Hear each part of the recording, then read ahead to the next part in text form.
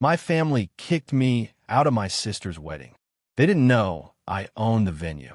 My name is Claire Bennett. I am 36 years old, and 3 months ago, my family taught me something I never thought I would learn. Being related to someone does not always mean they value you. Sometimes the people who share your blood are the same people who only remember you when they need something. I traveled across the country for my younger brother's wedding. I took 2 flights. I spent almost 16 hours traveling. I carried a handmade gift that took me weeks to prepare. And when I arrived at the venue, my own mother stopped me at the entrance. She looked at me like I was a stranger. Then she said, "You shouldn't be here." At first, I thought she was joking. I smiled. I asked what she meant. She looked around to make sure nobody important was watching and whispered, "This is a family event. Please don't make things uncomfortable." I stood there holding the gift. The same gift I had spent hours making. The same gift I planned to give my brother on the happiest day of his life. And suddenly I realized something. I wasn't invited. I was only useful. 5 months earlier, everything was different. When my brother Jason announced his engagement, my entire family celebrated. My parents were proud. My relatives were excited. Everyone talked about the wedding. Jason called me immediately. "You have to help me plan this," he said. And I was happy, because despite everything, Jason was my little brother. Growing up, I was always the responsible one. I helped him with school. I helped him get his first apartment. I even paid off some of his student loans when he was struggling. I never expected anything in return. That was just how I was. But over time, I started noticing something. My family didn't call me because they missed me. They called me because I solved problems. 2 months after the engagement, my mother called. Her voice sounded nervous. She explained that the wedding venue needed a large deposit. My father's business had a difficult year. They said they were embarrassed to ask. They needed temporary help. The amount? $25,000. I was silent, not because I couldn't help, because I had heard this story before. A temporary problem always became my responsibility. But when my mother said, "Claire, this is your brother's once-in-a-lifetime moment," I agreed. I paid the deposit. I didn't tell anyone else. I didn't want praise. I just wanted my brother to have a beautiful wedding. What I didn't know was that while I was paying for the venue, my family was planning a wedding where I wouldn't even have a seat. Weeks passed. I noticed strange things. My mother stopped asking about my travel plans. My brother stopped sending updates. The family group chat was active every day, but somehow I was always left out. When I asked Jason about the schedule, he said, "We're keeping things small." That was strange, because there were over 200 guests posting pictures online. When I asked my mother, she said, "Don't worry, you're family." That sentence sounded comforting, but later I realized it was just a way to avoid answering. The day of the wedding arrived. I entered the venue, the same venue I had paid for, the same place where my name was on the contract. And the first person I saw was my mother. She immediately walked toward me, not with a hug, not with excitement, with panic. "Claire, what are you doing here?" I looked at her. "I'm here for Jason." She lowered her voice. "You need to leave." I thought I misunderstood. Then she said, "Only close family is inside." That sentence broke something inside me, because I finally understood. In their eyes, I was not family. I was a payment method. I could have exposed everything. I could have walked inside and told everyone. I paid for this wedding. I signed the venue contract. I made this possible. But I didn't, because I refused to ruin my brother's wedding day. I simply smiled. I handed the gift back to myself, and I walked away. But before leaving, I made one phone call. A phone call nobody expected, because there was one detail my family didn't know. The venue they were celebrating in was owned by my company, and I was the person who approved every event held there. I sat in my rental car outside the venue for almost 20 minutes. I didn't cry. I didn't scream. I didn't call anyone to complain. I just sat there and tried to understand how a family could accept thousands of dollars from someone and then pretend that person didn't belong. The hardest part wasn't being removed from the wedding. The hardest part was realizing that my family had already decided what my role was. I wasn't the daughter. I wasn't the sister. I was the person who solved problems. The person they called when money was needed. The person they remembered when something went wrong. And once I was no longer useful, I became invisible. The phone call I made was not emotional. It was professional. I called my assistant, Melissa.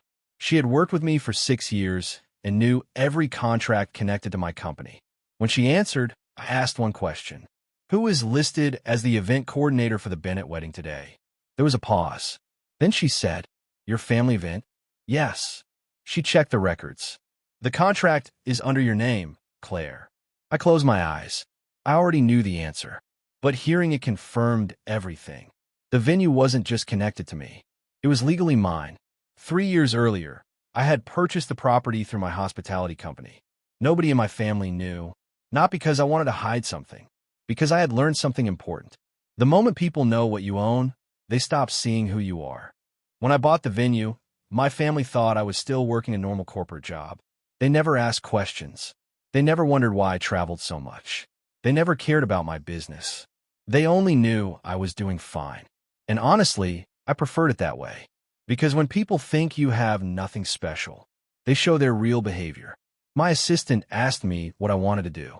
And for a moment, I considered canceling everything.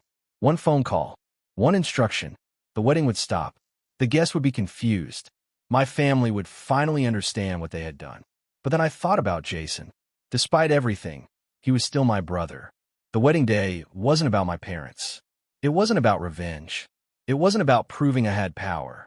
So I told Melissa, do nothing. She sounded surprised. Are you sure? Yes. Why? I looked through the windshield at the venue, at the place where everyone was celebrating. And I said, because I don't need to destroy their moment to prove they were wrong. 3 days later, my mother called. I knew exactly why. Not because she missed me. Not because she wanted to apologize. Because something had happened. The first thing she said was, Claire, there's a problem with the final payment. I almost laughed. Of course there was. The wedding was over. The pictures were taken. The guests had gone home. Now they needed me again. I stayed quiet. She continued. The venue says there is an outstanding balance.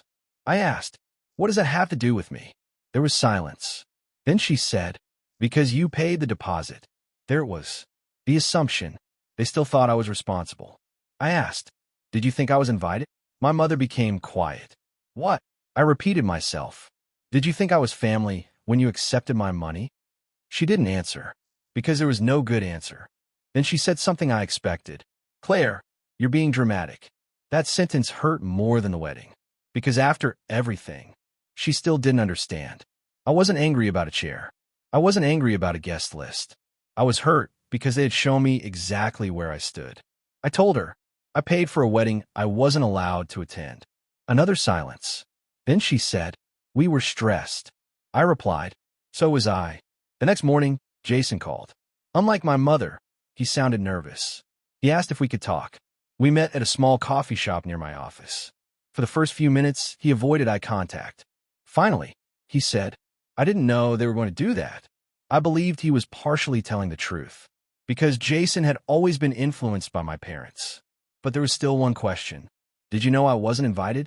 He looked down, and that was my answer. I didn't yell. I didn't insult him. I simply told him something I had never said before. You didn't lose a sister at the wedding.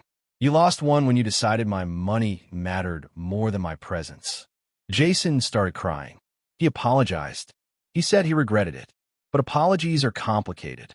Sometimes they arrive after the damage is already done. A week later, my family discovered the truth about the venue. Not from me, from a business article. My company had been featured because of our expansion plans.